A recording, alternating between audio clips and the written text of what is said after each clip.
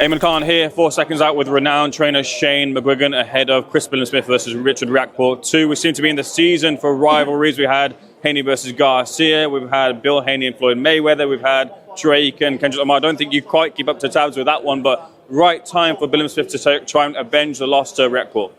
Because of Bill Haney and Floyd Mayweather? No, just in general, in the path of his career. Yeah, no, it is. It's nearly 5 years on. There's a world title at stake. There's a TV network that really wants to push it, and they're both on good form.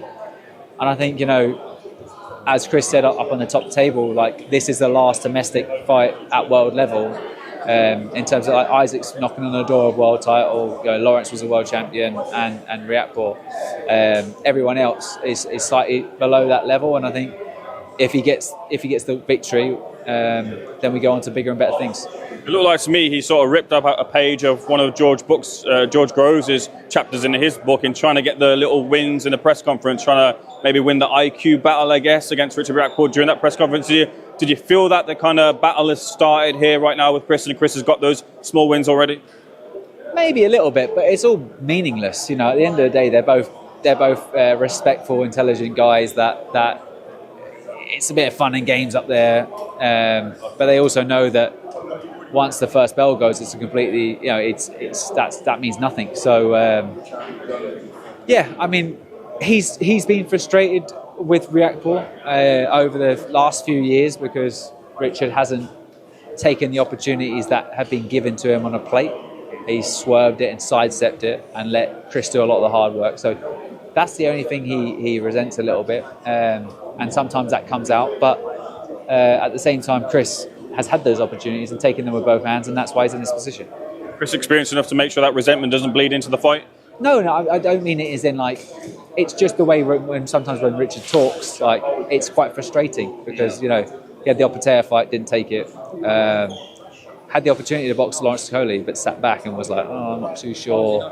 Wanted the stars to align perfectly. And they didn't because Chris won it. And now this is where he feels the stars are going to align, and that's why Chris is up for making a huge statement. Riakporhe made mention of Chris's somewhat leaky defence in his perspective. As a trainer, that will be something that you've noted to some degree. Has it been difficult to arrest that for Chris as Chris climbs the ladder, or is that just natural with the opponents getting better as they naturally do? There's a risk versus reward aspect on everything, and I think sometimes Chris makes hard work of things when he doesn't really respect the person's power. But he respected Lawrence's power. He made him miss a lot. He respects Richard's power. He's going to make him miss a lot. He didn't really respect Mastinek's power. Told me straight afterwards. I was annoyed at myself because he just couldn't hurt me. I knew he couldn't hurt me. But it looked clumsy in the process and wasn't a best performance. And the fight before Lawrence as well, Jojai was his name, or same thing. He just was happy to give away shots. But stylistically, I believe Richard is a perfect fight for Chris. How do you compare Richard's power to Lawrence's? I don't take the shots, so I haven't taken the shots between the two. I believe that Lawrence is a more slashing puncher. Richard's a more connected puncher. I believe he can generate power throughout. The range is better than Lawrence, but I don't think that the power's the same at the end of the shot.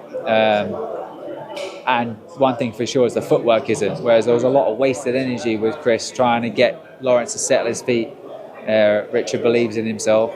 He's going to be trying to come to take Chris's head off.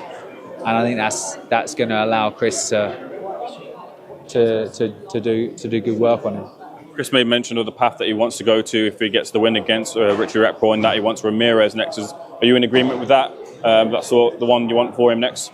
Yeah, also the WBC is a good option as well. You got Noel Giver, who's now Noel McLean. Yeah, it used to be called Noel Giver.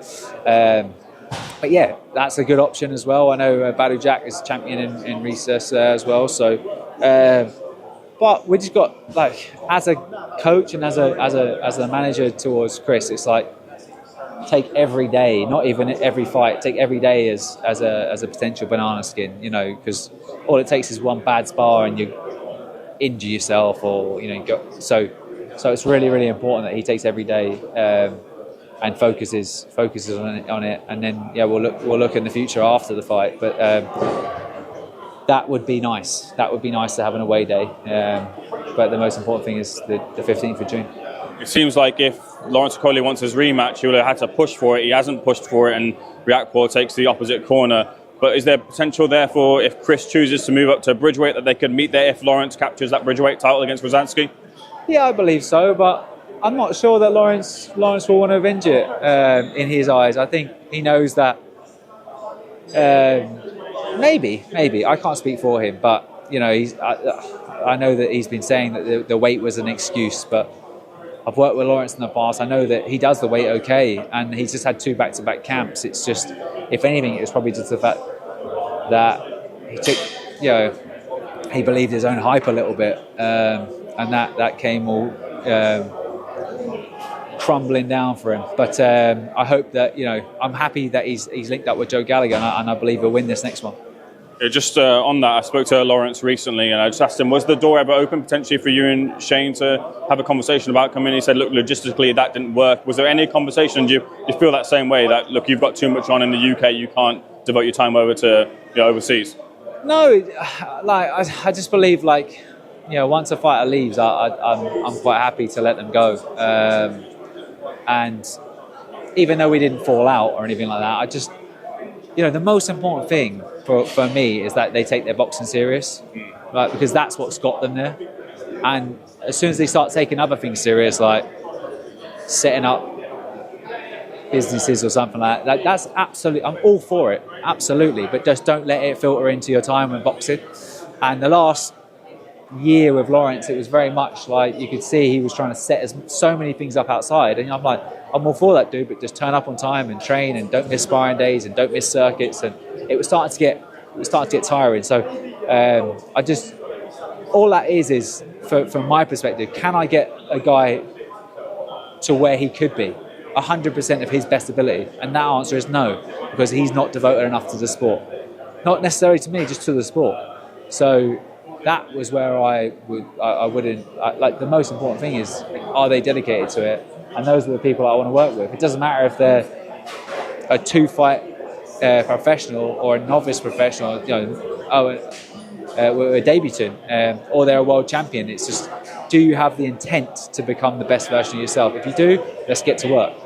I had a chance to go to the Joe G camp and watch Lawrence spar, and from what it looked like from my eye, he was really looking to work on not holding and using the opportunity to box more and be the consummate boxer that he is. Do you feel that Joe G can take the baton that was passed from yourself to Sugar Hill to now him to arrest that side of him? Do you think it's a good fit? No, you haven't come down my gym, but Lawrence never held once in sparring. It's the occasion. It's the occasion. It's the presence of somebody else walking up on you with 10-ounce gloves on. I will say that he did say that it's on fight night. And it's a different thing. So and listen, it's not a lack of bravery. It's just a lack of maybe being fast tracked as a pro, maybe, but also he struggles with guys that are quick. So he struggles with guys that can transition from long to short fast, and those are the guys that unsettle him. And he's got the 6'9" reach. So when someone shortens that range and he can't get that shot off, it's just an instinct thing. I don't feel comfortable catching and countering, so I'm just gonna shut it down. That's why I've always said he should go to heavyweight, because I've seen him do stuff to heavyweights that some of the best heavyweights in the world couldn't do. Whether he can transfer that into the fight night, I'm not sure, but he's never out of his depth with a heavyweight. He's only ever been out of his depth with guys that are speedy.